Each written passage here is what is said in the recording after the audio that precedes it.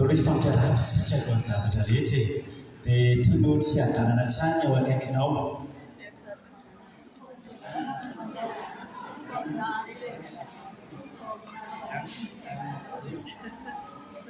Ho amintsika rehetra ny fiadanana tompo-piavako. Somary maromaro ny fotoana izay mety ho fanidry amin'ity herinandro ity isan'izany ny 7-9 septambra izay fotoana manokana ho an'ny fifoazana rehetra ao anatin'izany FTG Masilevelema eny Ambohimanarina rehetra ny antony mety mahatonga antsika ho vitsivitsy. Za koa raha mahafaniriako ny hanatritra izany fotoana izany. Kanefa dia misaotra mitombotsika fa ny tenin'Andriamanitra dia mampianatra antsika mandrakariva fa tsy ny hamarona akory no zava-dehibe fa ny fankatoavana sy ny fandraisana ny tenin'Andriamanitra. Empapakisika riavako. Andriamanitra misaotra anao izay ny amin'ity fotoana manokana ity izay azahoanay miomby eto indray amin'izao tolakandro izao hianatra ao aminao Jesosy Kristy ilay mpampianatra tsara indrindra satria fantatro loatra tompo ny fahafoizan'ny fatakaranay sy ny fahakelezan'ny fahalalànay fa ianao kosa nefa nampanantenanay fampianatra anay izay larakaleanay ranoro anay izay lazainay. Andriamanitra hoe ity mpanombolao miaiky tanteraka eo anatranao ny tsy fahaizana sy tsy fahalalàna fa ianao ilay Andriamanitra tompony zavatra rehetra sy tompony fahafenona rehetra mangataham-piasa eto ankehitriny apetrao am-piambavako ny teninao. Ianao no hanazava amin'ny alalan'ny fanenasana ty anantinay rehetra izay sitraponao tsara ho anay tsirairay avy. Dia misaotra tompo satria fantatray fa izay rehetra tonga eto amin'ny teny io ity dia tsy hiala maineto raha tsy efa samy nahatsapa sy samy nahazo izay tandrify avy aminao Jesosy Kristy. Dia mitenena aminay tompo mialoha-valarana anay koa ianao milaran'i Jesosy Kristy. Amen. Ny loha-hevitra izay ho mpanjintsika amin'ny teny io ity dia ny hoe vavolombelona mahatoky sy mahomby. Tsy tena mahalaza azy loatra ilay mahomby raha ohatra ka amin'ny teny français zany izy dia hoe témoin fidèle et efficace. Mandritra ny fotoana lavalava dia ny Timoty moa no ezantsika ho mpanjiny ny Timoty voalohany. Efa nanomboka izany tamin'ny heriny ny amin'izany fianarana izany tsika.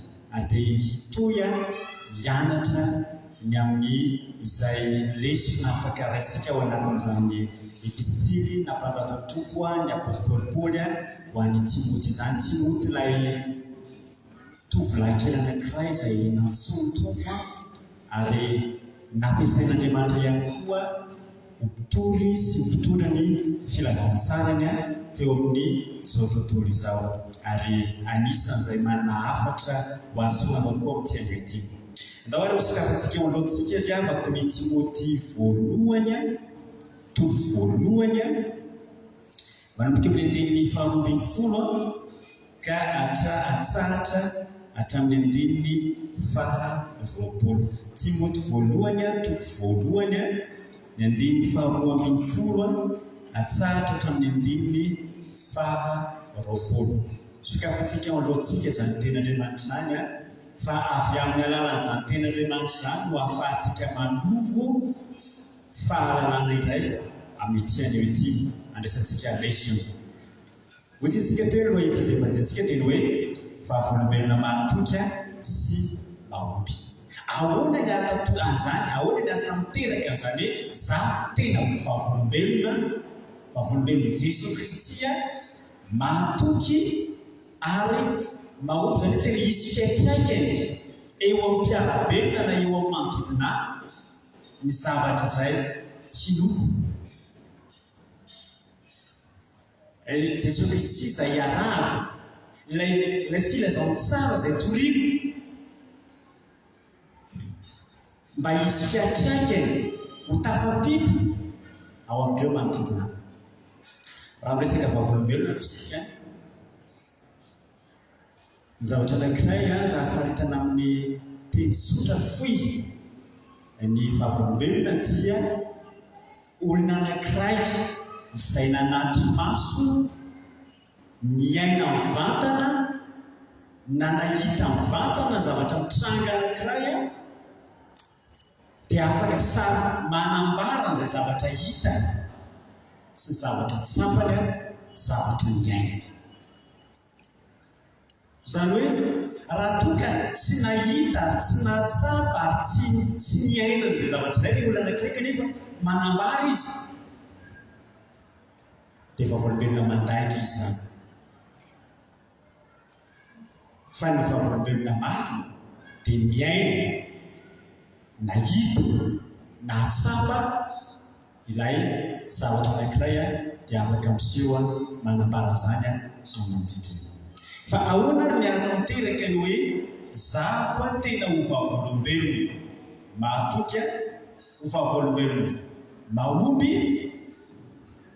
eo amin'ny asa fitoriana filazantsara. Misy zavatra anankidimy avana raha mijery ny tenin'Andriamanitra itsika farafakely andao raisika ao anatin'izany. Voalohany mba hatoka antsika ho vavolombelona mahatoky sy mahomby dia mila miankina tanteraka amin'Andriamanitra isika. Ny vavolombelona mahatoky sy mahomby dia ny olona miankina tanteraka amin'Andriamanitra. Ny faharoa ny olona izay tena kristiana vavolombelona mahatoky sy mahomby eo amin'ny fitoriana filazantsara dia ny olona izay mino sy mandray ny famelan-keloka nomen'Andriamanitra azy. Ny olona mino ary mandray ilay famelan-keloka izay nomen'Andriamanitra. Izany hoe olona voamelan-keloka. Ny fahatelo atonga antsika ho vavolombelona mahatoky sy mahomby dia mila miaina sy mizara ny fitiavan'i Kristy. Miaina sy mizara ny fitiavan'i Kristy. Miaina sy mizara ny fitiavan'i Kristy. Ny fahaefatra atonga antsika ho vavolombelona mahatoky sy mahomby dia isika izay manana ny tanjon'i Kristy mitoetra ao anatintsika. Izany hoe ny olona manana ny tanjon'i Kristy mitoetra ao anatiny no afaka hijoro vavolombelona mahatoky sy afaka ny ahomby ao anatin'izany. Ary ny farany fahatelo farany dia izao hoe izay teo vavolombelona mahatoky sy mahomby dia manome voninahitra n'Andriamanitra amin'ny zavatra rehetra izay ataony. Manome voninahitra n'Andriamanitra amin'ny zavatra rehetra izay ataony. Ireo no andao hiezantsika ho velabelahana ary hiezantsika ho raisina amin'ny ity an'io ity riavaka. Raha miresaka ny amin'ny ity voahevitra ity isika ny hoe vavolombelona mahatoky sy mahomby. Ho isika ny voalohany teny hoe ahoana natonga ny olona anankiray ho vavolombelona mahatoky sy mahomby izy? Miankina tanteraka amin'Andriamanitra. Miankina tanteraka amin'Andriamanitra. Andao jerentsika ny andiny faharoapolo ary andao iarahantsika rehetra mamaky Timoty voalohany toko voalohany ny andininy faharoapolo. Andao iarahantsika rehetra mamaky amin'ny anaran'i Jesosy. Misaotra ny Kristy Jesosy tompontsika izay nampahery fa nataony mahatoky ka mitendreny ho amin'ny fanampiny. Andao versika rehefa dia farany. Misaotra ny Kristy Jesosy tompontsika izay nampahery fa nataony mahatoky ka mitendreny ho amin'ny fanampiny. Ahoana izany olona hoe miankina amin'Andriamanitra izany? Ahoana izany olona miankina amin'Andriamanitra izany? Hitantsika eto ny olona miankina amin'Andriamanitra dia mahatsapa sy mahatsiaro manome misaotra an'Andriamanitra satria tsy misy avy aminy na dia kely aza izay mety ho fahombiazana na izay mety ho fahatresena izay rehetra mety ho lalana afaka nandehanana ny zorana. Jereo tsara ty nambarany apôstôly Paoly misaotra an' Jesosy Kristy tompo fa ny zavatra rehetra izay no raha mitifitintsika dia ny zavatra rehetra izay azoko ankehitriny dia tsisy avy amiko mihitsy, tsy noho ny fahaizako, tsy noho ny haiko fa noho ny amin'i Jesosy Kristy. Tsy afaka ny anao an'izany nefa ny olona anankiray raha tsy tena tafaray tanteraka amin'Andriamanitra izy. Fa raha ohatra ka tsy tena tafaray amin'Andriamanitra ny olona anankiray tsy miankina tanteraka amin'Andriamanitra, raha misy fahombiazana, raha mety misy fandresena izay mety ho azo dia eritreretina fa izy no antony izany. izy mihevery vamotra zany. Fa mazava eto fa ny olona miankina amin'Andriamanitra dia mahay misaotra an'Andriamanitra, mitodika ao amin'Andriamanitra hoe tsy avy amiko mihitsy, tsy tsinona mihitsy izay rehetra mety ezaka nataoko, fa Andriamanitra no antony zavatra rehetra. Izay ilay any amin'ny epistily Romanina hoe izy miavinjo zavatra rehetra izao, izy miazo anazy sady izy koa no antony, izy ilay boninahitra manao izay. Mahay misaotra an'Andriamanitra ny olona miankina amin'Andriamanitra ihany koa dia mahay misaotra an'Andriamanitra na amin'ny fahombiazana na amin'ny tsy fahombiazana. Mahay misaotra an'Andriamanitra izay ilay teny amin'ny teny voalohany toko 10, misaora amin'ny zavatra rehetra fa izany misitrako n'Andriamanitra ao amin'ny Kristy Jesosy. Ny olona miankina amin'Andriamanitra irery ihany no afaka mahay misaotra an'Andriamanitra. Fa ahoana koa ny olona miankina amin'Andriamanitra rehefa teny izay vakiana tamintsika ity jerena, ny olona miankina amin'Andriamanitra dia tsy mandeha amin'ny herin'ny tenany, tsy mandeha amin'ny herin'ny tenany. Izay rehefa tsara ilay anambarany azy eto, izay nampahery ahy. Izany nampahery azy. Mahatsiaro ny apôstôly Paoly hoe raha ny heriny amin'ny maha-olombelona azy dia mety mireraka izy. Fa rehefa miankina tanteraka amin'ny herin'Andriamanitra izy, dia hoy ny teny amin'ny Timoty voalohany toko voalohany Timoty faharoa toko voalohany andimy faha 9 hoe tsy nomen'Andriamanitra fanahosa isika fa fanamahery. Men'Andriamanitra fanamahery isika. Rehefa tsy mandeha amin'ny herin'ny tenantsika isika sy afaka, fa tena miankina tanteraka amin'Andriamanitra sy ny heriny, dia atsapa isika hoe izay kely hery dia. Fa rehefa mandeha amin'ny herin'ny tenantsika isika, na manahoana mety hoeverintsika ho tanjaka hery ananantsika dia misy fetrany azy. Fa izay miankina amin'Andriamanitra kosa dia izy hoe androso hery henatra ny akarany tahaka ny voromahery, na dia hazakazaka azy izy tsy miherika. Andeha izy nefa sasatra satria ilay herin'Andriamanitra no iankinany ahatanterahany azy. Azany ny olona miankina amin'Andriamanitra tsy mandeha amin'ny herin'ny tena amin'ny zavatra rehetra izay atao, amin'ny asa rehetra izay atao, na dia efa nanolotra kefa aza mandeha amin'ny herin'ny tenanao fa ho reraka. Ary anisan'ny mandrakariva ravana mahatonga antsika hiteny hoe kivy reraka dia satria ny herin'ny tenantsika nanaovantsika ilay asa fampitona fa tsy ny herin'Andriamanitra ny ankinantsika. Mandrakariva antsika rehefa manao fanekena izay ny fiangonana dia faranantsika fanao hoe ny herin'Andriamanitra ny ankinako ahatanterahako amin'izany rehetra izany. Fa ny zavatra mampalahelo tena miankina amin'ny herin'Andriamanitra marina tokoa ve? Lasa tahaka ny fahazarana fotsiny ihany ny fanaovana ny fanekeny ary ny famarana ny fanekeny amin'izay teny izay ny herin'Andriamanitra ny ankinako ahatanterahako amin'izany rehetra izany, fa tsy miankina amin'ny herin'Andriamanitra izany ankabeazany. Ao ny miankina amin'ny herin'ny vola, ao miankina amin'ny herin'ny izay mety ho fahaizana sy ny fahalalana. Fa androany tokoantsika miankina tanteraka amin'Andriamanitra, miankina tanteraka amin'ny herin'Andriamanitra. Satria raha ny herin'Andriamanitra ny ankinantsika, izay rehetra nandray azy sy ny teny John toko voalohany andimy faha 12 dia omeny hery. Misy hery izay tsy ananana izao tontolo izao, tsy tahaka ny fanomeza izao tontolo izao dia ny fanomen'Andriamanitra, fanomezan'Andriamanitra antsika. Ka rehefa ao anatsika izay hery izay, ninona ady izay atrehantsika, ninona fizamotrena izay mety hiatra eo alohantsika. Dia afaka mihika tahaka ny apôstôly Paoly ihany isika ao Romana toko 9:7 amin'izany rehetra izany manoatra ny mpandresana. Manoatra ny mpandresana satria manana ilay hery tsy haito aina tsy anatoko. Azany natonga Davida izay avako samy teny manoloana ny Goliaty izay natahorany ireo miara-mihinan'ny Israely, natahorany Saoly mpanjaka izay no heverina ho manana ny naizy azy mpiady mahery azy.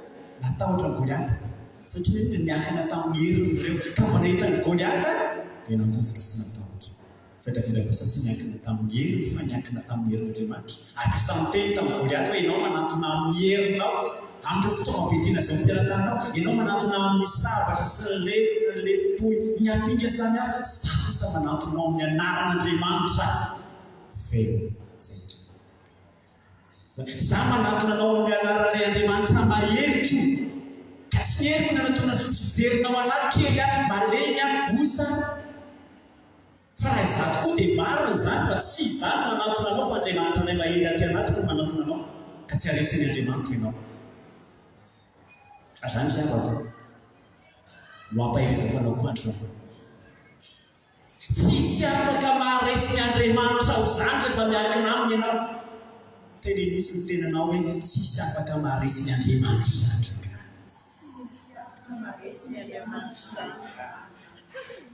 Mahery ianao ao Jesosy Kristy. Rehefa miankina amin'ny heriny fa malemy ianao rehefa miara-amin'ny. Fa zao koa ny olona miankina amin'Andriamanitra tsy hoe miankina amin'ny herin'Andriamanitra ihany fotsiny fa hitantsika eto hoe rehefa miankina amin'Andriamanitra isika dia tsy mahatoky tena fa mahatoky an'Andriamanitra. Tsy mahatoky tena fa mahatoky an'Andriamanitra. Tsy rehefa sara ilazany azy nataony mahatoky ka notetreny ho amin'ny fampona. Nataony mahatoky.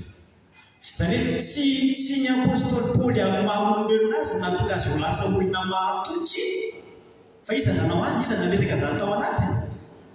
Andriamanitra. Eto izany dia mahavaly sady koa ilay fantanitsika hoe ahoana nahatonga anao ho vava-olombelona mahatoky sy mamompy. Tsy afaka ny hatoky ianao raha tsy Andriamanitra ilay mahatoky no mitoetra ao anatinao ary mametraka an'izany ihany koa ao anatinao. Zay tsara ny taran'i Josefa ny amako. Ahoana nahatonga an'i Josefa olona mahatoky teo anatrihan'ny zavatra rehetra izay nataony ka nahatonga azy afaka nanapaka ny tao an-tranon'ny Potifara tompony, nahatonga azy afaka nanapaka ny tany amin'ny fonja, nahatonga azy ho tonga prime ministre teo amin'ny firenena Egyptiana. Mitahotra n'Andriamanitra. Mitahotra n'Andriamanitra. Ilay Andriamanitra tao anatiny, ilay Andriamanitra izay ninono no nijoroky ka nahatonga azy afaka nahatoky tamin'izay anjara fanontolo rehetra. Izao mantsy ny ambarana amin'ny Genesis 3:8 andeha ny fahasivy tapany farany manao hoe ataoko ahoana no anao izany raha tsy lehibe izany ka anita amin'Andriamanitra. Ny tao anatin'ny Josefa dia hoe ilay tahotra n'Andriamanitra mandrakariva no mibaiko azy ao anatin'ny zavatra izay ataony, na misy mahita izy na tsisy mahita. Tsy mandeha ho azy zany fa izy miankina amin'Andriamanitra no nahatonga azy natahotra n'Andriamanitra. Tsy mandeha ho azy ilay havana ny hahatonga anao sy hahatonga olona mahatoky. Fa mila miankina amin'Andriamanitra isika. Be dia be ny mety ho fakam-panahiny, be dia be ny mety ho fizan-toetra rehefantsika. Fa rehefa miankina amin'Andriamanitra isika, na misy mahita na tsisy mahita, dia mipetraka ao anatsika ilay fahendrena malagasy hoe tsy ny lohasaman-kina ny jerena fa Andriamanitra. Satria fantatrao ny Andriamanitra izay inonao, ilay mekenao dia miaraka aminao foana amin'ny toerana rehetra. Ary izay fahatokiana hoe miaraka aminao izay Andriamanitra no mahatonga anao samy hijoro ary atahotra ny anao zavatra izay ratsy. Zay rehefa tsara ny ambaran'ny apôstôly Paoly eto hoe nataony mahatoky. Ary ny olona mahatoky anefa dia ambaran'ny ten'Andriamanitra hoe hitendreny izay mahatoky amin'ny kely no hitendreny mpanapaka ny be. Ny mahatonga ny fiaina, mahatonga antsika riavana tsy mbola tonga ao anatin'izay tanjo ny fiainantsika dia indraindray tsika mety hoe sao dia tsy mbola ao anatin'ilay olona mahatoky. Ary tarihan'ny tompontsika amin'ity leso ity hoe miankina amin'Andriamanitra. Angatao mandrakariva Andriamanitra hanome anao ilay fanahy mahatoky.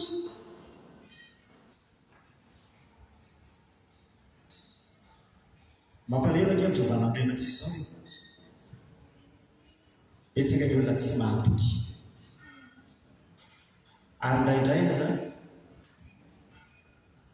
ny fivavahana ny ten'Andriamanitra na ny Baiboly dia ampiasain'ny olona hoentiny amitahana sy hoentiny hanambakana ny hafa.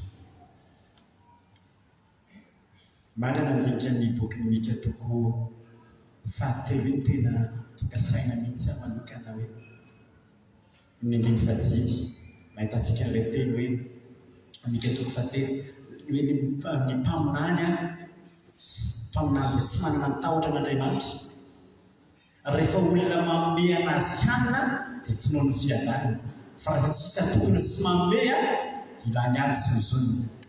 Raha zavatra misy na dia heverina ho mpaminany mpitondra ny hafan'Andriamanitra aza ndraiky antsika na eo anatin'ny asan'Andriamanitra aza tsy mahatoky. Anisan'ny tena mampalahelo mandrakariva dia izao tahotr'olona no mahatonga ny ankabeazan'ny olona maro manao zavatra tsara. Rehefa eo anatrehan'ny patron, eo anatrehan'ny lehibe dia tena izy ny tena ohatra ny tena tsara indrindra. Fa rehefa tsy eo anatrehan'ny lehibe indrisy mihitsy. Tsy afaka ny vavolombelona mahatoky olona tahaka izany zavatra satria sady tsy mahatoky an'Andriamanitra izy, tsy matahotra an'Andriamanitra. Miankory ao anatin'izay. Ny olona miankina amin'Andriamanitra ihany koa dia ny olona mahatsiaro fa olombofidin'Andriamanitra izy. Mahatsiaro fa olombofidin'Andriamanitra izy. Zay tsara ny lazany azy eto no tendreny ho enfant. Tendreny ho enfant. Mahatsiaro zany eto fa tsy anareo no fidy hafa izao hony fidy anareo reka jona toy fa 10:10. Andriamanitra no mifidy antsika. Azany eto no naresy lahatra ny apôstôly Paoly ary ampitainy koa hoe olom-boatendrin'Andriamanitra izy. Tadiovy ianao fa izany sainao zao dia olom-boatendrin'Andriamanitra ho maso voan'ny lanitra eto amin'izao tontolo izao. Araka ny Korinthiana 4:5-6. Iraka solon'i Kristy izany. Iraka solon'i Kristy isika. Maso voan'ny lanitra, maso voan'ny fanjakan'ny lanitra eto amin'izao tontolo izao. Mba raisarain-tsaina ngira ohatra ka hoe misy olona anankiray voatendry ny filohan'ny repoblika ho mpiara-miasa aminy akaiky. Raha misy zavatra nataon'iny olona anankiray ina zavatra mety hitranga, ilay firenena manontolo mihitsy no afa-baraka. Tsy voaela koa fa voaingana fotao firenentsika misy an'izany mety samy marabao daholo tsika. Misy olona voaroroy any ivelany any fa iza voatontolo Madagasikara voatontolo. Ka ny olona miankina amin'Andriamanitra dia tena hoe tendren'Andriamanitra ihany koa ho mpiara-miasa aminy. Tendren'Andriamanitra ho mpiara-miasa aminy. Ary ny mpiara-miasa amin'Andriamanitra dia tsy manala baraka an'Andriamanitra.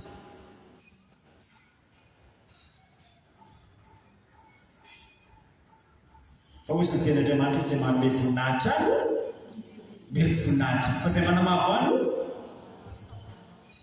tadidio azy. Fa ilao hoe dia olom-boatendrin'Andriamanitra. Olom-boafidin'Andriamanitra. Ka raha tsarontsika ny hoe olom-boafidin'Andriamanitra sika dia tsy afaka ny andehirery mihitsy sika fa miankina tanteraka amin'ilay fidytsika. Izay fehikina tsika tanteraka amin'izay no ahatonga antsika ho vavolombelona mahatoky amin'ny sedra rehetra izay andrahantsika amin'ny olom-boafidintsika. Dia ahatonga antsika ahomby ao anatin'izany koa. Ao ve? Izay zany voalohany ny vavolombelona mahatoky sy mahomby zany dia olona izay miankina tanteraka amin'Andriamanitra ilay mifidy azy miantso azy tsy mandeha amin'ny herin'ny tenany fa miankina amin'ny herin'Andriamanitra mandrakariva. Ina ny faharoa tadidinao? Mino sy mandray ny famelan-keloka no omen'Andriamanitra azy. Taovaka itsika ny andiny fahatelo-ambin'ny folo azy. Andiny fahatelo-ambin'ny folo. Ndao azy dirantsika homankindray amin'ny anaran'i Jesosy manao hoe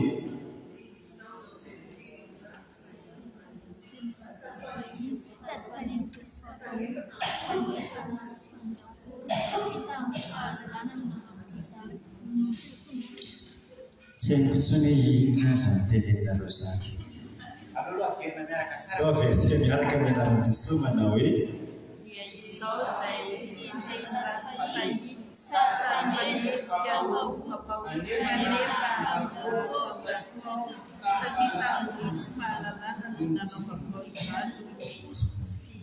amintsika tianimbonana zao ny lazany azy. Na dia nanevateva azy aza taloha sady nanenjika sy nampahory azy mafy, kanefa namotran'Andriamanitra foa satria tsy mbola nanam-pinoana ka tsy nahalala izay nataoko. Izay ny lazany azy ao anatin'ny dikateny iompona.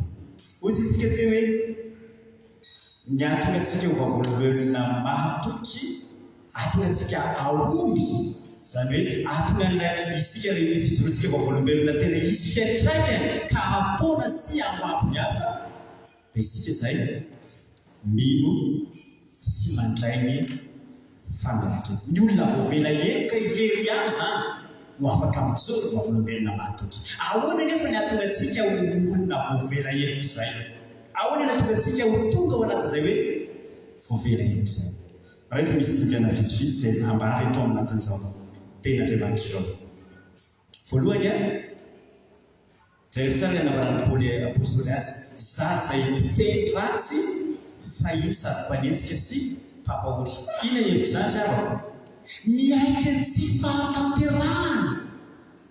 Tsy afaka ny ho voavela eloka izasy ianao raha tsy mibebaka. Miaiky aloha fa zangy nanahoana ny fiainako taloha. Olona miaina tao anatin'ny faratsy, miaiky tsy manamary-tena zany.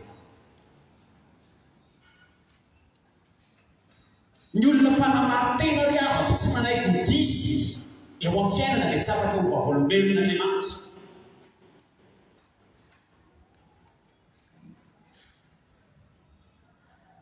Fa raha itsika no tonga ho vavolombelona, izay manandra-tena no aendry, fa izay manendry tena no mila miaiky isika, mila manendry tena mandrakariva ao anatrany tompo isika ry avako. Jereo tsara ny apôstôly tsy namenatra azy mihitsy hoe nanahoana ny fiainany taloha. Na dia olona lehibe tamin'ny finoana ny tena nampiasan'Andriamanitra tanteraka azy n'apôstôly Paoly tsy menatra mihitsy hoe zangy taloha ka zao ny fiainako hoe. Zangy olona mpanenjika, zangy olona mpiteny ratsy, tsy namenatra azy ny lazany. Satria fantany fa efa novan'Andriamanitra izy. Miaiky. Any amin'ny jaonina voalohany ry havako. Epistily ny jaonina voalohany toko voalohany izao no ambaran'ny ten'Andriamanitra eo amin'ny andiny fahavalo sy ny fahasivy ary ny fahafolo amin'ny anaran'i Jesosy. Raha hoy isika tsy manana ota isika dia mamita tena ary marina tsy ao anatintsika. Raha miaiky ny fahotantsika isika dia matoky sy marina izy ka mamelona ny fahotantsika sy manadio antsika ho afaka amin'ny tsy fahamarinana rehetra. Raha hoy isika tsy manota isika dia mamita tena. Hitanao ao anatin'izany ny olona manamary-tena izany dia ahoana ny ambaran'ny ten'Andriamanitra azy? Olona mamita tena. Ka afaka nijoro vavolombelona ve ny olona mpamitaka? Ny tenany aza fitahany ka ahoana ny ahafahany nijoro vavolombelona amin'ny hafa? Ny tenany aza samy fitahany. Azany eto nampianarantsika izany hoe raha tiantsika ny ho vavolombelona mahatoky dia mila miaiky amin'izay. Tsy afaka ny andra ny famelan-keloka isika raha tsy miaiky tanteraka no fa mpanota, tsy mendrika dia miaiky an'izay tsy fahatanterantsika izay ohatra n'Andriamanitra. Satria ny olona miaiky izany tsy fahatanterana izany afaka mandray famelan-keloka. Ary eo koa dia manaiky tsy vitany miaiky sy miaiky sy manaiky ny tsy fantaterana fa manaiky akoho ho tsy mahay sy tsy mahalala izay tokony atao. Manaiky ho tsy mahay ary tsy mahalala izay tokony atao. Zany ambaran'ny apôstôly Paoly. Ny apôstôly Paoly tena mariana hoe olona farazangeza raha tamin'ny fahalalana izy fariseo izy ary mpianatry Gamaliely olona tena tapahalalana tamin'ny zavatra amin'izany. Saingy tsy rehefa sara ilazany azy eto amin'ity ten'Andriamanitra ity. Kanefa sady ao anatin'ny dikateny imbolana ny mazava azy koa fa tsy milina fa ao amin'ny dikateny tsotra toy izay satria tamin'ny tsy fahalalana no nanaovako izany. Tao anatin'ny tsy fahalalana. Ary io zavatra mahafinaritra ry aman'Andriamanitra ny mijery ny andro tsy fahalalantsika mihitsy. Fa ahoana sisa ny teny? Ankehitriny dia manodidina ny olona rehetra amin'izao toetra bebaka. Raha tamin'ny andro tsy fahalalako, tamin'ny andro tsy fahalalana rehefa misokatra anankiray aza manamely tena mihitsy eo anatrany mibebana. Fa Andriamanitra tsy mitahiry faty izay ndraikizay. Fa izay manafina fahotana izay inona fa izay mitsotraka mafy azy azy fandroana. Ary rehefa mibebaka raiso amin'ny fonana falaraka eo. Zany hoe ny hevitry teny apôstôly Paoly talohan'izany fa tsy izao tsony. Midika izany dia izao mianaiky aho novain'Andriamanitra tanteraka. Efa novain'Andriamanitra tanteraka ny fiainako olona voavela heloka azy aho fa tsy olona meloka mihitsy. Olona voavela heloka. Izay ny teny amin'ny Korintiana 4:5-7 raha misy olona amin'ny Kristy dia olona vaovao izy. Efa lasa ny zavatra tranainy hidra fa tonga vaovao. Efa lasa ny zavatra talohan'izany fa tsy izany sony azo aho. Efa olona novain'Andriamanitra tanteraka ary ny olona novain'Andriamanitra dia ny olona voavela heloka. Ary tsy afaka ny olona voavela heloka raha tsy olona miaiky ny zavatra mety hitranga anefa dia izao. Mety efa tena fona sy mibebaka teo anatrany tompo isika. Fa mandrakariva ilay devoly fahavalo dia manao izay fomba rehetra hanamelohana antsika, hiampangana antsika eo anatran'Andriamanitra. Sao ry avako ny teny fampahirizana antsika amin'ny Zakaria 3:3 ho anao izay mety sarasara ny amin'ny famelan-keloka izay atolotry ny tompo. Zakaria 3:3 manomboka amin'ny andininy voalohany hatramin'ny andininy fahatsimby. Vakiko aminao ny anaran'i Jesosy. Ary dia naseho ny hafa iny Josua mpisorona be nitsangana teo anatrehan'ilay anjelin'i Jehovah, ary Satana nitsangana teo ankavanany. Anina ao izy hiapanga azy. Izany ny atao amin'ny devoly mandrakariva, hiapanga anao. Ao izy Andriamanitra. Ary hoy Jehovah tamin'ny Satana, ananatra anao anie Jehovah ry Satana. Jehovah izay efa nifidy an'i Jerosalema anie ananatra anao tsy firohana misarena tamin'ny hafa izy. Ary Josua tafy fitafiana maloto ary nitsangana teo alohan'ilay anjely. Tena marina Jehovah karana tamin'ilay nitsangana teo alohany hoe esory aminy ny fitafiana maloto aroko izy taminy. Indro efa nisoroko ny hevokao ary napeka ny soroko akanjo fiaingona ianao. Dia hoy izao, aoka asiana mama diloilo eo andohany ka dia nasiana mama madio teo andohany sady nampitafiana izy ary ilay anjery Jehovah dia nitsangana. Nenina fiampangana ty ny devoly atao antsika. Andriamanitra manamarina antsika. Ary zany ireo manatoko fahavalo ny firaika ny telopolo hoe iza ny ampangana eo mofin'Andriamanitra? Andriamanitra manamarina azy. Iza ny laleka? Kristy Jesosy ny efa maty sady efa nitsangana tamin'ny maty izy asan'izana. Dia ndraiky isika mifona fa tsy mily koa hoe voavela heloka. Mifontsika fa tsy sinontsika hoe ilay Andriamanitsika mamena heloka. Izany mahatonga antsika ohatrany hoe zavatra efa mifonako dia mbola iverenaka ny ohatrany hoe tsy mahatoky misy hoe fa navelan'Andriamanitra ilay iny. Dia indraindray mety misarasara tena efa ho navelan'Andriamanitra raha ve za ilay nandaitra iny. Andriamanitra nefa mitenena mainy tahaka ny zaka aza fahotanao. Sika tahaka ny zavatra atonga anao tena ho sahy Jehovah olombelona inoy araiso ny famelan-keloka no men'Andriamanitra. Minofa olona voavela heloka ianao dia tsy menatra eo vavolombelon'ny tompontsoa satria efa olom-baovao ianao. Efa olom-baovao ianao. Tsy ilay olona trana intsony, tsy ilay olona mbola miaina tao anatin'ilay fiainana tany intsony. Taloha hozy ny apôstôly Paoly mpanenjy, taloha mpiteny ratsy fa tsy izany intsony olona efa nivan'Andriamanitra. Raha ohatra ka natsapa fa olona efa tena nivan'Andriamanitra ianao, mba hoe mba teny kely ny teninao hoe zaho olona efa tena nivan'Andriamanitra. Azonao antoka tsara fa nivan'Andriamanitra ianao. Ninona toetra ratsika taloha efa tsy izany intsony. Taloha lehibe kizitina fa zao za efa nivan'Andriamanitra efa nifonako taminy. Za le taloha ilay olona mpiavonavina be mpiady an-tsena taloha izany. Za zao ilay mpiavana an-tsena fa tsy mpiady an-tsena. Azonao hoe taloha aho izay apôstôly Paoly izany fa rehefa matra inony vao maveleko. Nao mampahireso koa raha ngany eo akaikitsika. Antanio kely izay efa nivan'Andriamanitra ve ianao?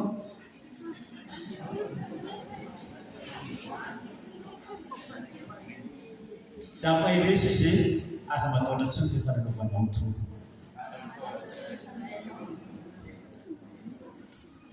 Raiso azy efa olom-baovao ianao. Raha sanatria ka mbola tsy tonga tao anatin'izay hoe nanovoova tanteraka izay ianao, mbola tsy mino tanteraka za ka izy ohatran'ny mbola ao ihany le izao. Beba mitombo dia raiso mifoana amin'ny famelan-keloka izay fotoana. Dia mety aiza ho sahidy ny Jehovah-olombelona tahaka ny apôstôly Paoly taloha an'izany. Mety teny ny ao an-trano, mety teny efa ilay miarandray rasoera taloha an'izany. Fa tsy rasoera intsony izao. Efa radama faharoa zao, ranavalana faharoa zao.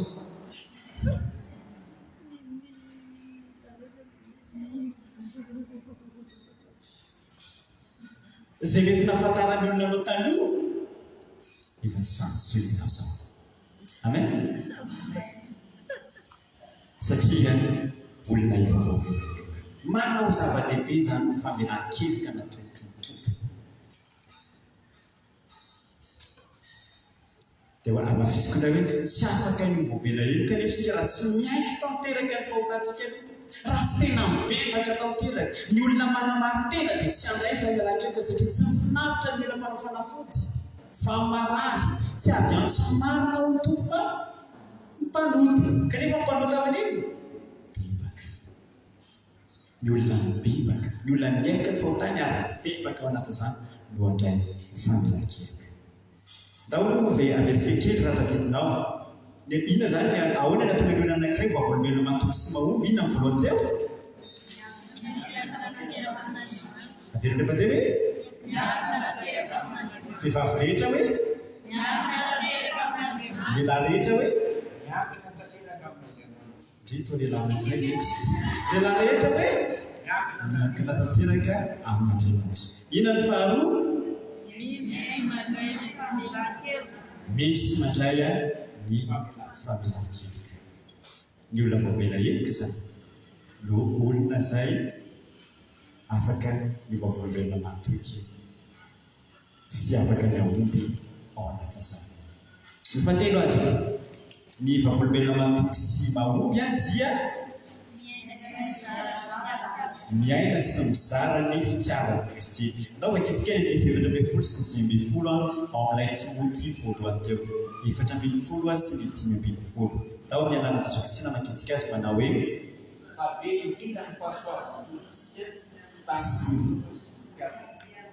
ao Kristy Jesosy matoka tokony ekena amin'ny fankasitrahana rehetra izao teny izao. Tonga tetỳ ambony tany Kristy Jesosy hamonjy ny mpanota ary amreny izao namanao. Very vakina Andriamanitra izy fa be indrindra ny fahasoavany tompontsika tamin'ny finoana sy ny fitiavana izay ao amin'ny Kristy Jesosy. Matoka tokony ekena amin'ny fankasitrahana rehetra izao teny izao.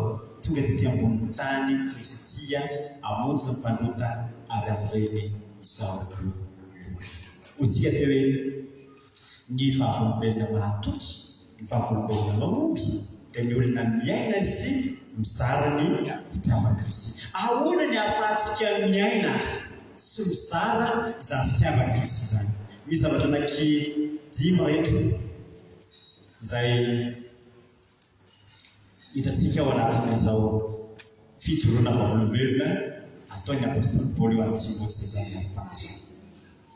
Tsy afaka ny aina sy zara fitiavan'i Kristy ny olona anankiray raha tsy mahatsapa aloha ny fitiavan'i Kristy azy. Ahoana? Mahatsapa ny fitiavan'i Kristy. Zany ambarana amin'ny 9:20 be indrindra ny fahasoavan-tompontsika tamin'ny finoana sy ny fitiavana. Be indrindra ny fitiavan'i Jesosy Kristy. Ny olona mahatsapa fa tia ny fitiavan'Andriamanitra azy no afaka mizara sy miaina izay fitiavana izay koa amin'ny hafa. Izay ilay tenin'Andriamanitra ny amin'ny epistely izao ilay mandehana amin'ny fitiavana tahaka ny fitiavan'i Kristy. Ary io no didy izay napetraka ny tompo amintsika kristianina izay fitiavana.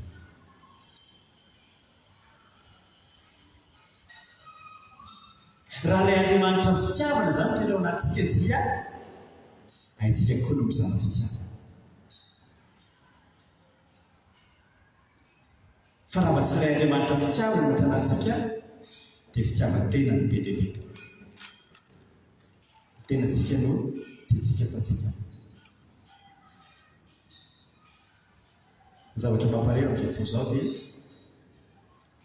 miaina loatra amin'ny fiatsaram-belatsiana antsika kristiana azy. Any eo miaina loatra amin'ny fiatsaram-belatsiana.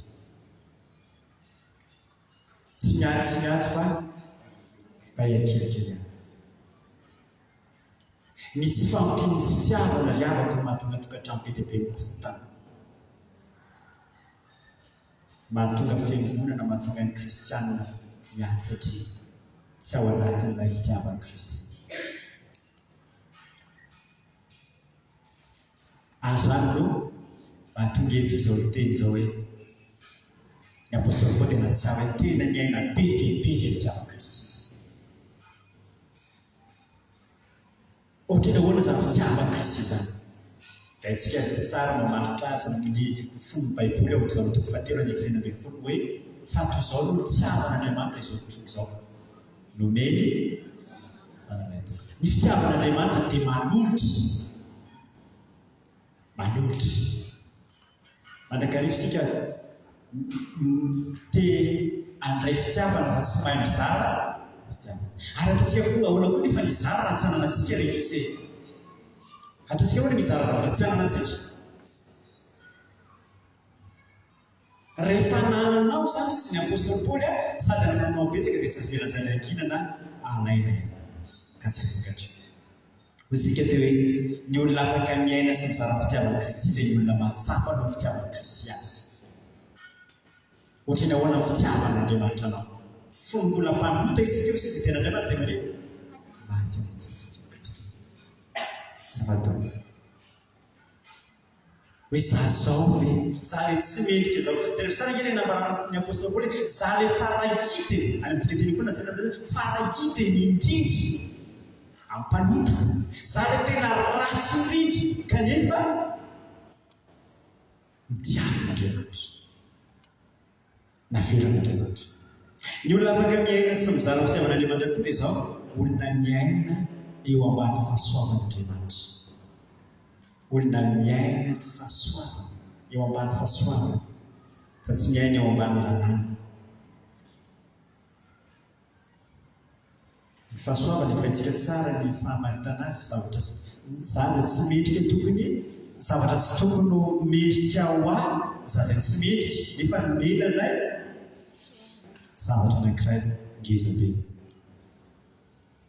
Zazay mendrika no faty no ny fahotako nefa nomena famelan-keloka navotsitra ny elokrehetra.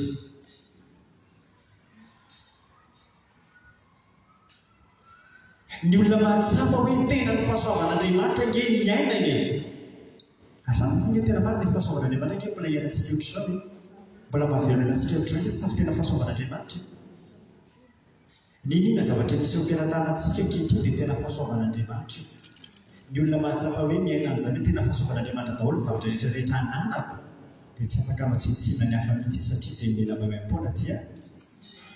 Fa ny olona mieritreritra hoe zavatra izay ananako dia miezako sisisy dia mahatonga azy tsy hanana fitiavana.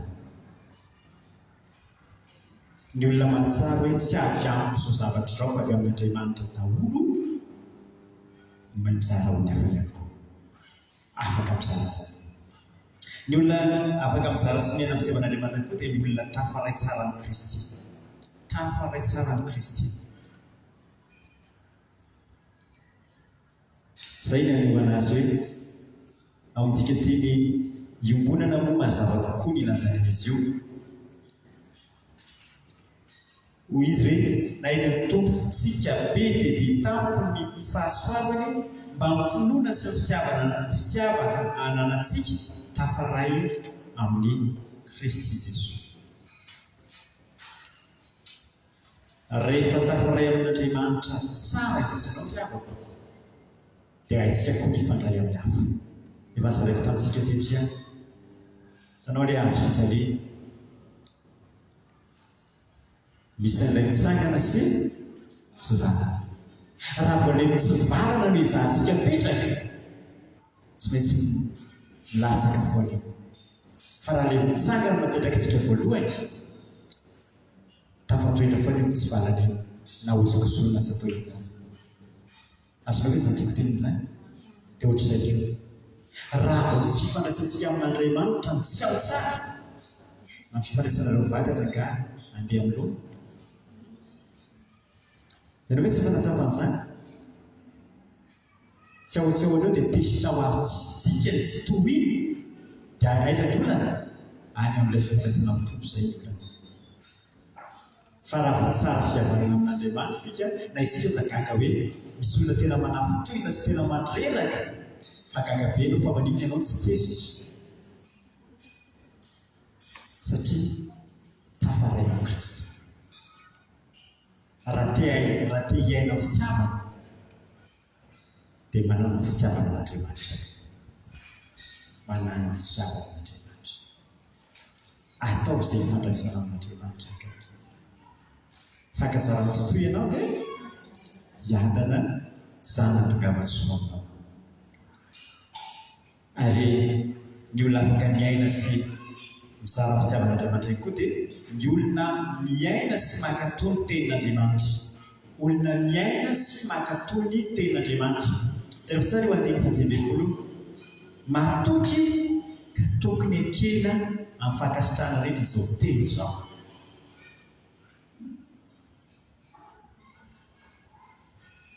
Mahatoky ka tokony akena amin'ny fankasitrahana rehetra izao teny izao. Ilay tenin'Andriamanitra iainany ankatoavana.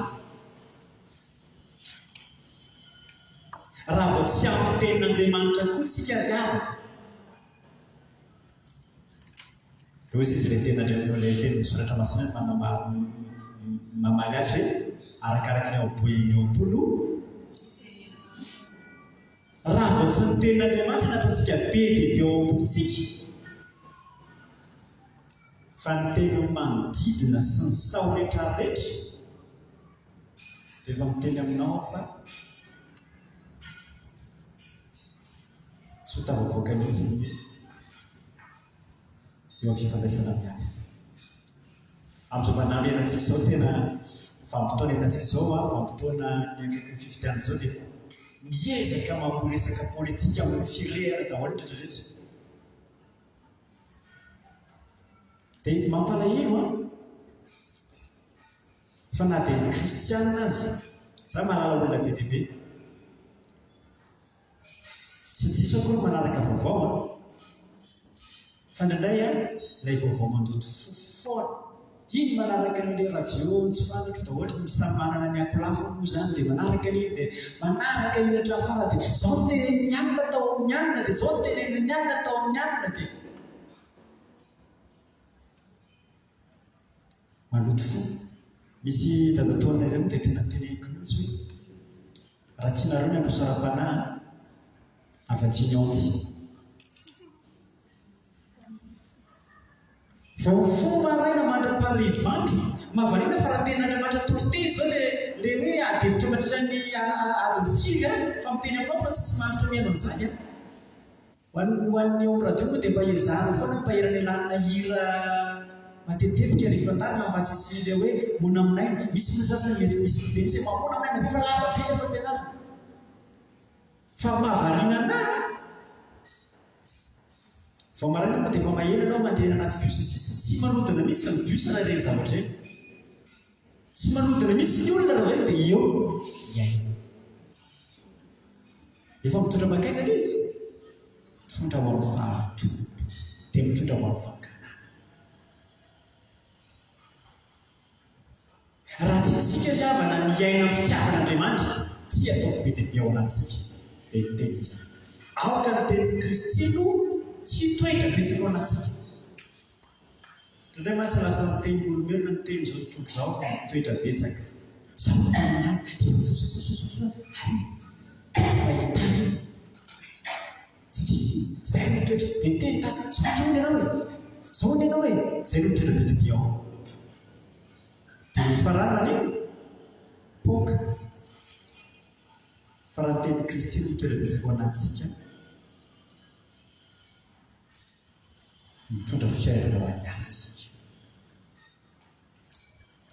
manahoana ny fifandraisantsika ny tompo manahoana ny famakiantsika ny ten'Andriamanitra fa ny olona miaina ny ten'Andriamanitra no afaka misara ny fitiavan'Andriamanitra ary ny olona afaka miaina sy mizara ny fitiavan'i Kristy koa dia ny olona manana fo tahaka ny Kristy olona manana foa tahaka an'i Kristy Jereo tsara ilay teny fijimy folo tapany farany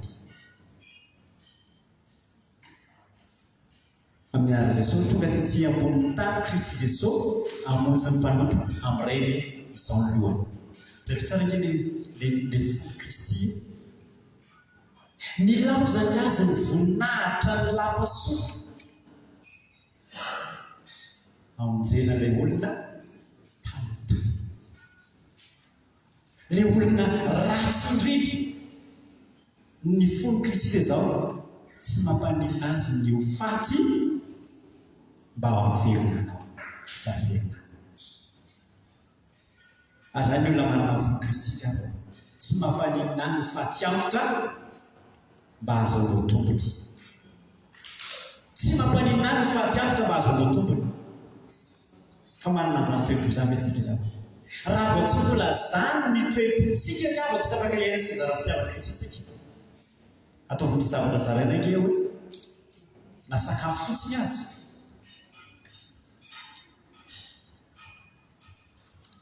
fa miteny aminao aho fa ifandrimahana io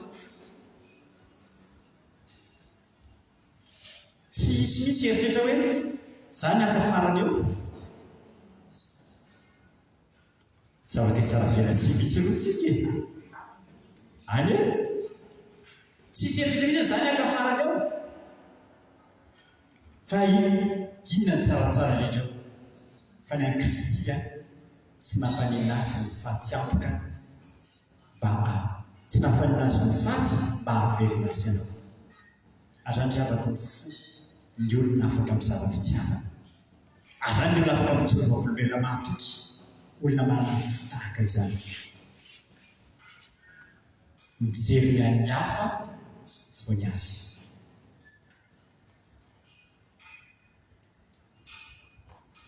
mba ho famonjena ny hafa ny anaovana zavatra rehetra hoe ny antony anaovako zavatra anankiray dia mba hitondra famonjena koa manodidina ny azahoany manodidina atolony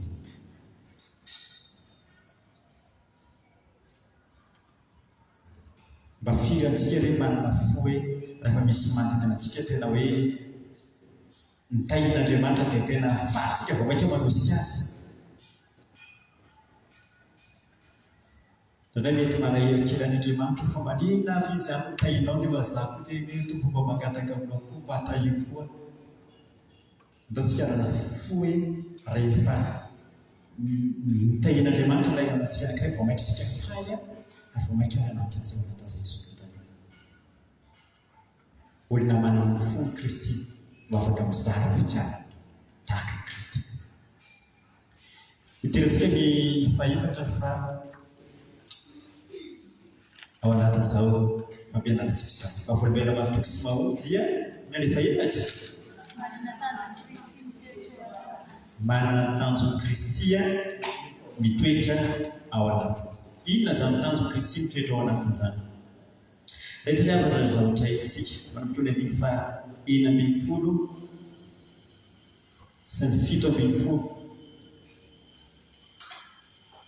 Kanefa izao namorana fo tampoka dia ny mba hisehoan'i Jesosy Kristy eo amiko izay lohany ny fahapo rehetra ho fianarana ho an'izay ino ary azahoana fiainana mandrakizay. 5:11 azafady. 5:11 azafady. Inona daholo izay tanjony Kristy izay? Reto voalohany. Zavatra anankiray voalohany, Jesosy Kristy dia mamela heloka na dia ny olona izay farany tena ratsy azy. Mamela heloka. Ny olona mahay mamela heloka riavana ny olona afaka mijoro vavolombelona matoky. Tsy mitahiry alahelo. Any amin'ny Petera voalohany dia mampianatra antsika ny ten'Andriamanitra. Ao amin'ny 2:2 isoro ny olom-po rehetra sy ny fitaka rehetra sy ny fiatsaram-belatsy sy ny fialonana sy ny faharatsiana rehetra. Fa tahaka ny zaza voateraka dia manindrindro no mpanahy tsy misy fitaka mba hitomponareo amin'ny famonjena. Isoro ny olom-po. Fa izany an Jesosy Kristy navela ny helokantsika. Atao fitanjona riavana izao mamela heloka. Nenoneny izay mety zavatra nataon'ny hafa. Atao fitanjona ny fiainana mamela heloka. Indray mety tena mandratra ireo zavatra nataon'ny hafa ireny. Indray mety tena tsy zaka ireo zavatra nataon'ny hafa ireny. Fa izaho tahaka nataon'i Kristy namela ny heloko no namelako ny heloko.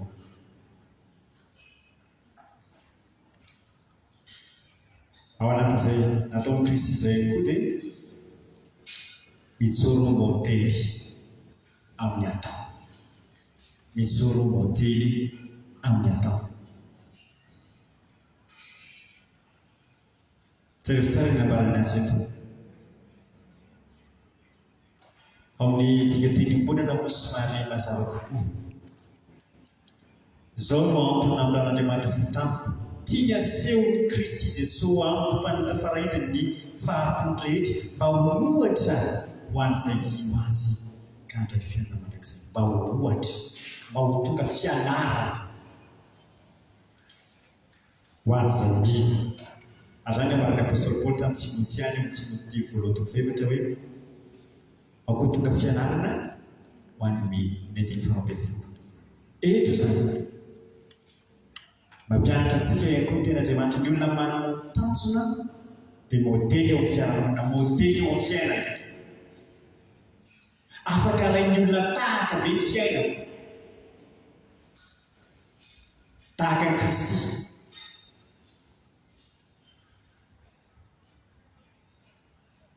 Izay fianarana asehoanao ohatra velona ho an'ny fiarahamonina. Zasanao ny fitaratra eo anoloan'ny olona rehetra riavana. Ny fiainantsika hitarafan'ny olona ny Kristy. Hitarafan'ny olona ny fahazaran'Andriamanitra. Eo amin'ny fitebiko ve aho? Fianarana. Ohatra tsara ve aho?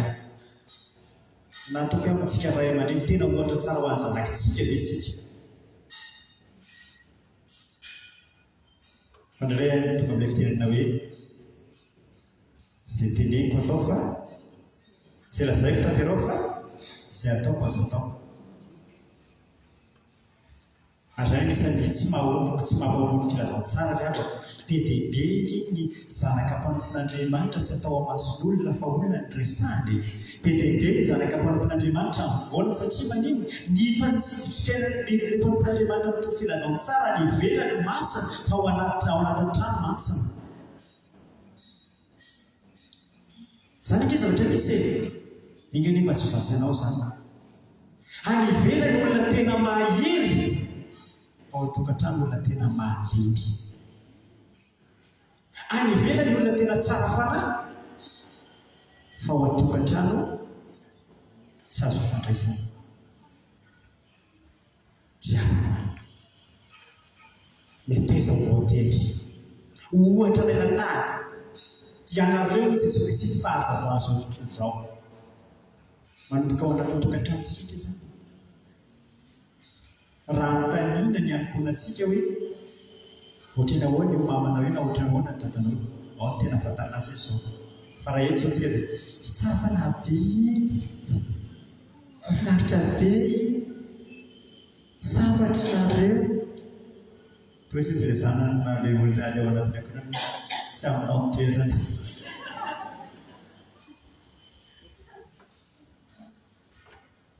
Meteza hotely ao anatin'ny ankonantsika. Ohatra ho azo ny zanakitsika alaina tahaka, ohatra ho azo ny fiarahamonina alaina tahaka, ohatra ho azo ny fianakaviana ho alaina tahaka, ohatra azo ny fiangonana. Manina mihitsy na ny fikanina azy zao tontolo zao ho alaina tahaka izazana. Ary ny anankiray koa dia ny olona manana ny tanjo Kristy Jery-Fisarika ilay andefa fito tapany farany eo.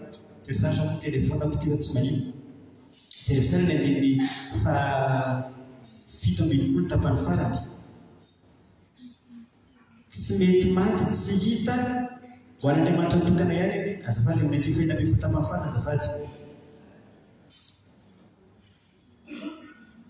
Dova ketsika daholo ny andeha 7 kanefa izao namorana fotaniko dia mba hiseho Jesosy Kristy eo amiko izay lohany ny faharipo rehetra ho fianarana ho an'izay ino ho an'izay azy azo ny fiainana mandrakizay. Ny tanjon'ny fijoroana vaovalombelona zany ny tanjon'ny fijoroantsika, ny tanjon'ny Kristy dia lazanao fiainana mandrakizay. Izay ny tanjon'ny Kristy ny andovanao fanjakany lanitra. Ary izay tanjon'ny Kristy izay koa ny tokony ho raisitsika hoe ny atonga ny manodidina andova ny lanitra fa tsy izay ihany. Ny atonga ny olona rehetra andova ilay fanjakan'Andriamanitra.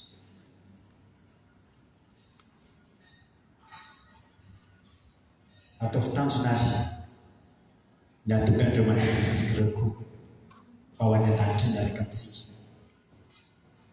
Fa tsy tsitserintsika hoe iloza koa nareo rehefa tsy andeha fa zanga amin'ny rahanareo. Za efa ho any an-danitra, indray masy mety mpofofofofotsika. Za efa any an-danitra fa sakasaka-reo a. Sakasaka-reo za fa ho any an-danitra.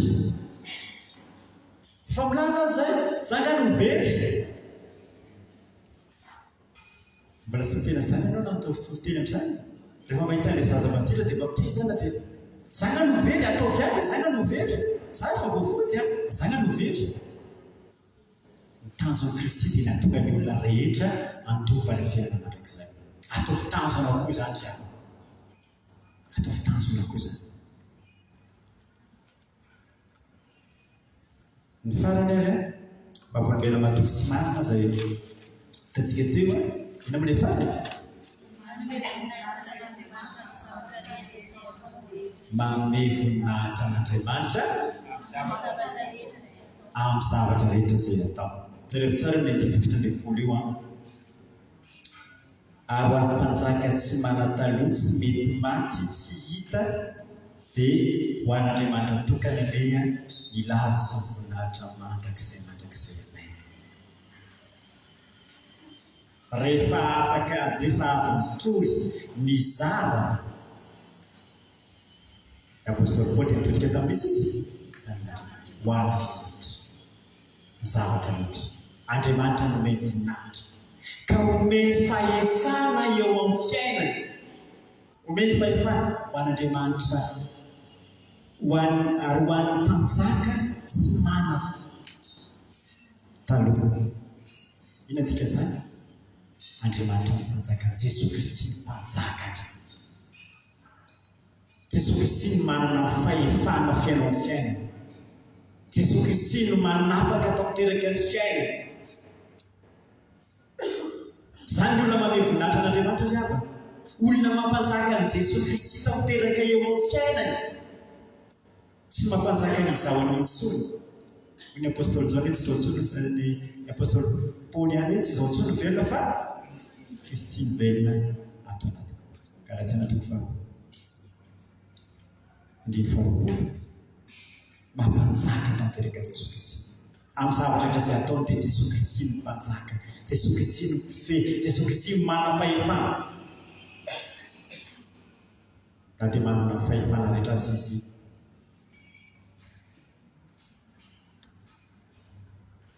tsy mirehareny amin'izany fa manaiky ho tapahany Jesosy Kristy. Fa ny olona manome voninahitra an'Andriamanitra ihany koa dia olona izay tsy manompo tompo hafa. Tsy manompo tompo hafa. Zay fitsara ilazana azy mpanjaka Andriamanitra toka. Toka-po. Tsy misy zavatra hafa intsony zany izay mety hoe anakinany ny fiainany. Fa tokana ny Andriamanitra. Izay vavahana. Tokana ny ankinany. Tokana ny tokiny. Zany olona manome voninahitra an'Andriamanitra. Tsy misy zavatra hafa mibahanao am-pony afa-tsy ny fitiavana any Kristy. Ary ny olona manome voninahitra an'Andriamanitra ihany koa dia olona izay manaiky ho velona ao am Kristy. Andriamanitra tsy mety manko izy lazana azy tena hoe mampanjaka an'Andriamanitra velona tanteraka eo amin'ny fiainany Andriamanitra. Velona tanteraka eo amin'ny fiainany Andriamanitra. Dia ilay Andriamanitra velona no hitan'ny olona ihany koa eo amin'ny fiainany. Zany ny olona vavolombelona matoky. Afaka ny olona tahaka.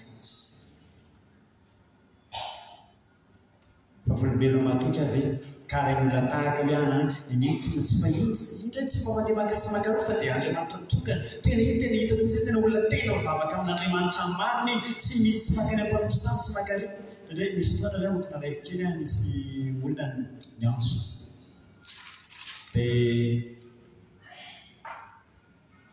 mpanompon'Andriamanitra olay fianakaviany. Dia nitentarana tamiko ilay zandrikely hoe ao eto ambavaka zoky. Fa ny ray aman-dreninay izao, sa tsy teny titre ray aman-dreninay izao. Dia nefany marary ny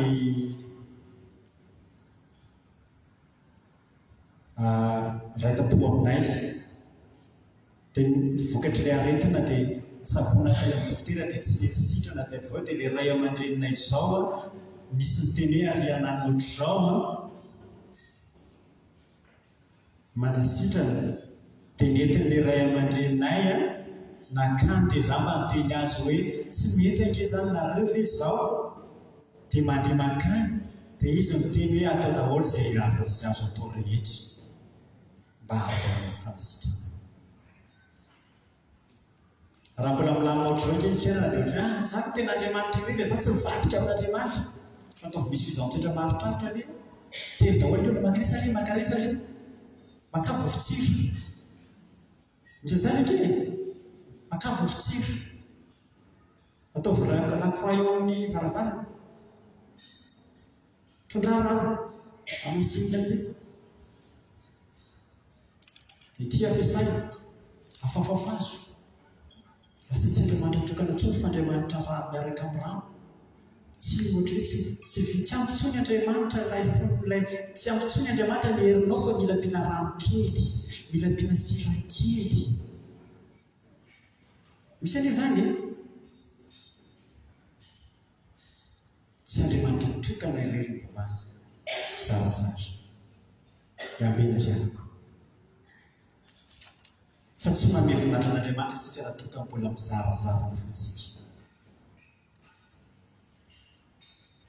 ary mahatongatsika tena afaka manome voninahitra an'Andriamanitra ny olona manome voninahitra an'Andriamanitra dia miarana fisainany ratsy manana fieritreretana tsara an'Andriamanitra. Mahafinaritra be ny ilazan'ny apôstôly Paoly azy eto.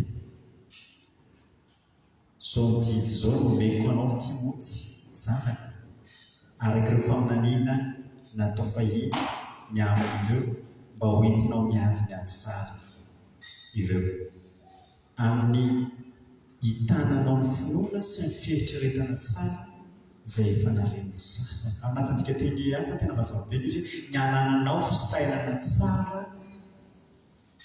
eritreritra tsara ka tsy anananao fisainana ratsy tahaka ny sasany. Mila manana fisainana tsara isika raha te ho vaovolombelona marina sy matoky. Ny tompony hiasa ao anatsika zavako fa raha tena hiainantsika ireo zavatra anankitimy ireo dia tonga vaovolombelona tokoa marina sy matoky isika aomby any eo fitolona fiasantsara. Inona daholo zavatra anankitimy teny? Miankina tanteraka amin'Andriamanitra. Faharoa, misy mandray ny famelan-kelika. Fahatelo, miaina sy mizara ny fitiavana Kristy. Fahaefatra, manana ny tanjon'i Kristy mitoetra ao anaty. Fahadimy, manome voninahitra an'Andriamanitra amin'ny zavatra rehetra izay atao. Hivavaka isika ziarako.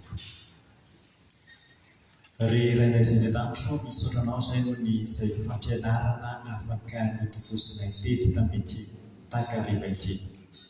Misaotra satria ianao mihitsy ilay mpampianatra tsara indrindra, ilay Andriamanitra velona, ilay Jesosy Kristy mpamono sy mpanavitra anay, izay tena modely eo amin'ny fiainanay. Ianao Kristy mihitsy no alainay tahaka, ka ny fiainanao no tianay tompo ny fiainanay ihany koa ho arahanay mba hahatonga anay aomby eo amin'ny fitoriana filazantsara, eo amin'ny fijoroanay vaovolombelonao eto amin'izao tontolo izao. Mba tsy ho kristianina mahatsatso izahay ka ho hitsahan'ny olona indray. Anarany fotsiny izay mba fanasina nefa mahatsatso.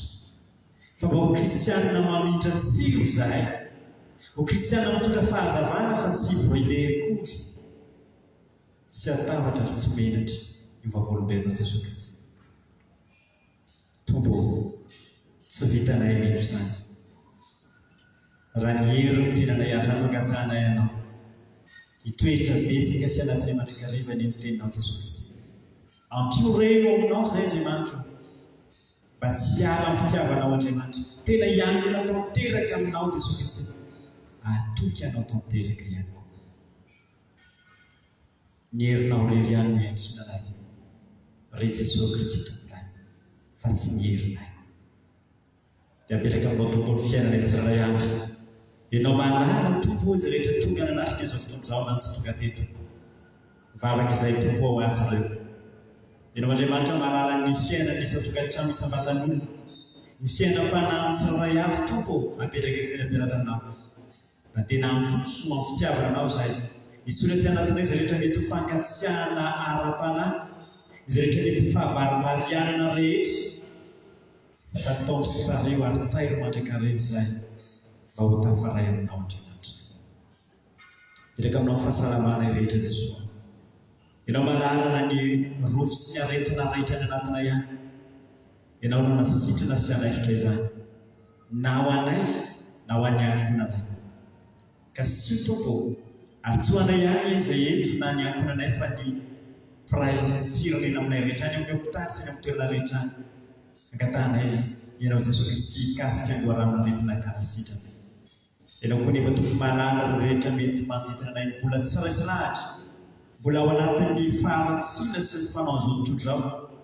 Dia tsy ho izy ireny fanay maso, tao izy ireny mba hanatona anao, mba tsy isan'izay mivery fa isan'izay atova ny fanjakany lanitra mba ty anatinay koa tokoa ny tanjo ny atongazy reny any an-danitra fa tsy mitenana ihany sanatria no hoeverina fa mba hevitra reny koa zany ka hitoro ny filazantsara tsy homenatra anambaran-tena atongazy reny atova lanitra miaraka aminay izay faniraisinao ihany koa petraka aminao tompony olana rehetra azy na ny ara-bola na ny arakasa na ny ara-pitiava na ara-tokantrano apetraka filodaratany misaotra Jesosy Kristy tompony ny amin'izay rehetra nataonao sy mbola ho ataonao eo amin'ny fiainana tsirairay avy jereo manokana ny zandrikelinao Jesosy Kristy any fitara-masinany izay manatanteraka ny hiraka ao mitoro ny filazantsara-nao Andriamanitra hainao ny tany fandaram-potoanany rehetra ary apetraka aminao ny amin'izay rehetra mety fiaino manatitra n'izany fampianarana izany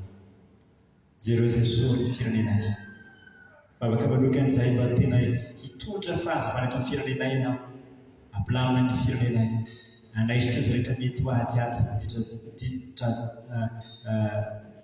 ny gidragidra rehetra tena hoe tsy hisy ianao firenenay zany fampanjaka eto aminay ny fifankatsiavana isolo ny fifankanana Jesosy Andriamanitra petraka aminao mihitsy izay mety olona voatendrinao hitondra ny firenenay petraka aminao na dia avoa soa Jesosy anao io ary tapetraka aminao fitaovana rehetra izay ampiasainao ianao Andriamanitra no manendry ny olona izay hanatanteraka ny asanao ary tena irinay tompo dia ny arovanao izay rehetra ny fitianao mba hijory tsara mba olombelonao ny mpiaino rehetra mba tena hanana tahoranao Andriamanitra ka ho feno ny fitahinao betsaka ny fangatana sy ny fanirinay fa ny vavakay dia atambatra eo dia nampianarina ny fianatra faizay manao eo raina eo izay Andriamanitra ao masinina hotokany ny fitsakanao ataonay sitrafonao ety tany tahaka ny Andriamanitra eo anay ninana sy hazo anay amomenay tokay